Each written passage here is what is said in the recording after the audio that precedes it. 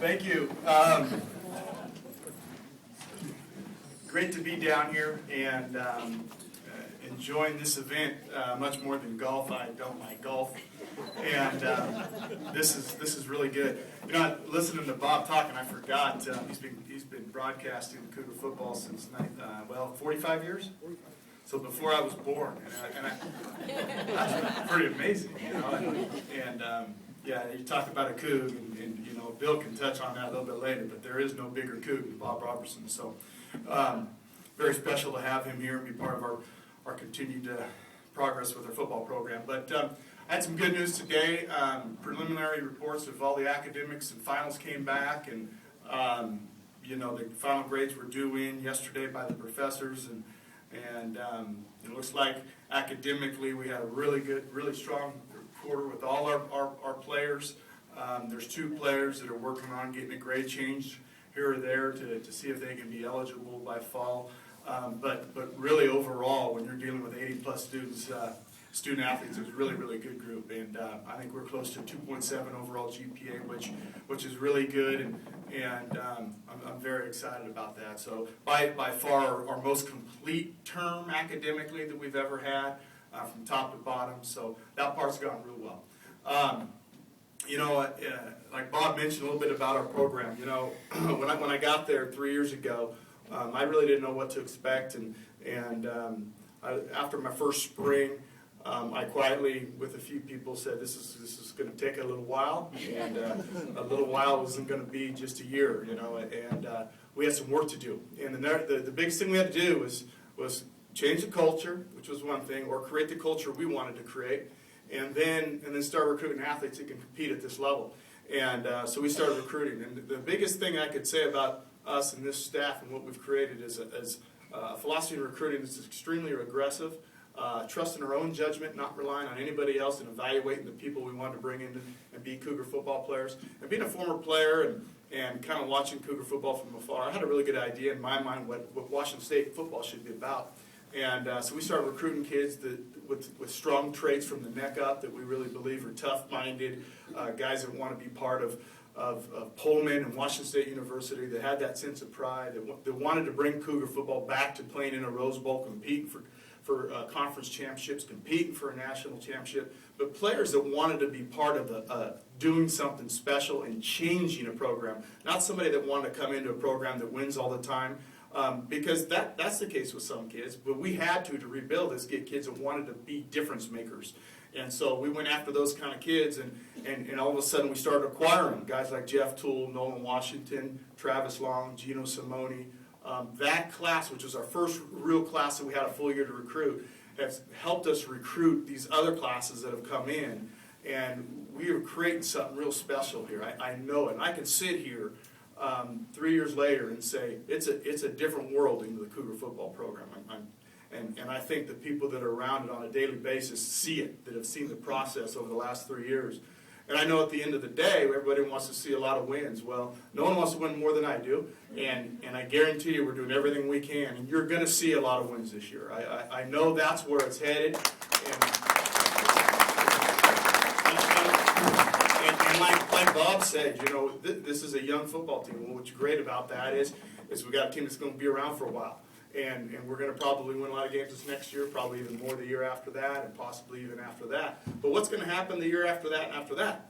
All right? And that's what I look at. I'm always looking, what's it going to look like in 4 and 5 years? Because I don't look at short-term goals. You know, I'll take the short-term projects and fix what we have to fix. But when I make decisions, it's always about what's this going to look like in 4 years or 5 years. And I'm going to continue to do that, keep looking ahead and filling in the holes we need to fill, and continue to recruit to that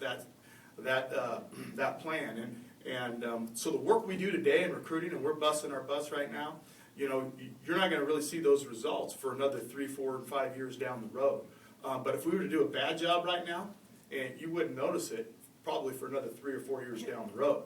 And that's how it works, and especially in the football game, because the redshirting and getting in the weight room is so critical to building a program and having that consistency. So we've gone out and we've hit some pockets. I talked about this yesterday. We've casted a wide net, and we try to hit areas of kids that we feel would fit in Pullman, Washington. And I'm a big believer of Northern California. We've had great success for years and years and years with players from Northern California. Obviously, the state of Washington, Oregon, Idaho, the Montanas, and even the part of Canada. I think they're all regional enough that it's important. And then Central Florida, and I know that sounds funny, but if you've been to Orlando on the outskirts, it's as rural as community as you're going to get anywhere in the United States. And I said this yesterday. The Seminole tribe has the largest cattle company in the United States, and that sits in Central Florida. And so you get there and you drive into rural communities, and you get those kids to come to Pullman. They love it. They actually like the weather change, and they want to get out of Florida. And so we've been really fortunate to get those kids, and that's going to really help us. And we're recruiting a lot more kids out of there this year. The kids we have already have done outstanding, so feel really good about that.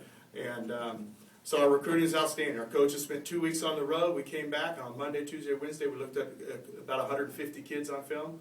We're starting to make a lot of offers right now. We're going to get those parents and those kids to come to Pullman in June. All right, and so we give them an ample opportunity to build some plans so they can get to Pullman and meet us in June. And then Pullman's beautiful, Pullman is green, Pullman is awesome, right? And it is awesome 12 months a year, right? But it's not as awesome in January. And so we make sure we bring them in at that time. And since we've done that, we've gotten the Marquise Wilsons, the Jeff Tools, the Ricky Galvins, the Dale Buchanans, Christoph Williams, and DeMonte Hortons, and these guys are cornerstone kids that can lead this program to championships, and those are all Northern California kids for the most part. They came up in the summer, right after their junior year. Parents come, they fall in love with it. All right, parents, like I said, it's a done deal for the parents. They love Pullman, right? And the kids, and Bill can talk about this again in a little bit. They love Pullman, but the facilities are lacking compared to other schools that recruit them. So we got to give them so much attention and tell them they're going to play early, and they're going to be difference makers, which they all are. But to get them to get their commitment, and then we got to hold on to them until the following February. And but that's how we've turned the corner in the recruiting. The facilities are critical now to go after even a bigger, better kid at an earlier stage, and to be able to get a kid to commit and then not get him to waver at any point. So there's a lot of things that go involved with the facilities and that, but that's how we've gotten to this point. And now what you can expect to see this fall, here's what you're going to see. You're going to see a team that's faster across the board. You're going to see a team that's bigger and stronger, a team that knows what it's doing on more of a consistent basis because they're just a year older. And when they're more comfortable, they know exactly what they're doing, they play faster. They may not get any faster physically, but mentally they're faster, they react faster, so they play faster. And so you're going to see that this year with this football team. And I think, and I'm partial, but I think we got the best quarterback in the conference. I know there's a lot of great quarterbacks in this conference. He's still got to prove it, but I think he's going to, and I think a lot of people are going to talk about this guy. I would be shocked if we don't have the best passing game in the conference, without question.